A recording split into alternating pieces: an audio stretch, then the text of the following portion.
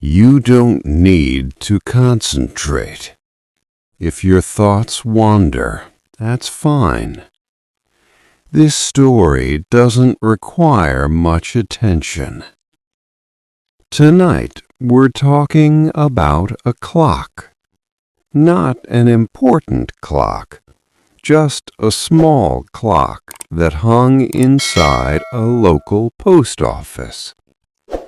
Our story begins in 1908 in a quiet American town that most people drove through without stopping. The clock was installed above the service counter. It was round. It was beige. It ticked at a reasonable volume. When it was first hung, someone asked if it was straight. Another person tilted their head, then said, "Close enough." The clock agreed. For years, the clock marked time in a very polite way. It never rushed. It never fell behind enough for anyone to complain. People glanced at the clock while waiting in line. They looked at it while holding envelopes. Sometimes they forgot why they were looking at it at all. The clock watched letters arrive. It watched them leave. It watched stamps being licked carefully, and sometimes not so carefully. In 1921, the clock was 5 minutes late for almost an entire week. No one noticed. By the 1930s, the paint on the walls faded slightly. The clock stayed the same.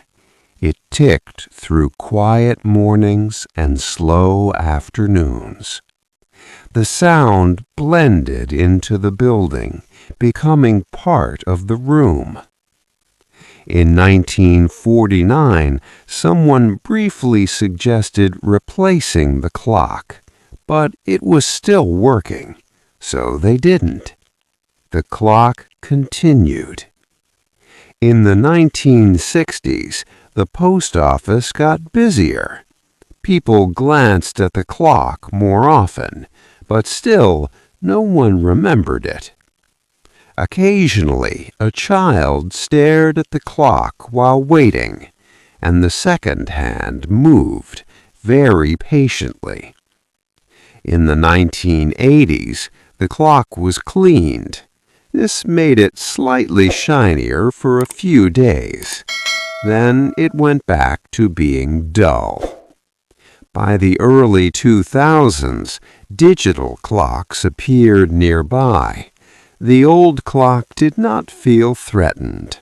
It kept ticking. Today, the clock is still there, still round, still beige, still quietly measuring time that doesn't feel urgent anymore. If you imagine it now, the post office is calm. The counter is empty. The clock ticks softly above. There is nowhere you need to be. Time can pass without you watching it. Like the clock, you can slow down. And if you fall asleep before the story ends, the clock will keep ticking. That's what it's always done. Good night.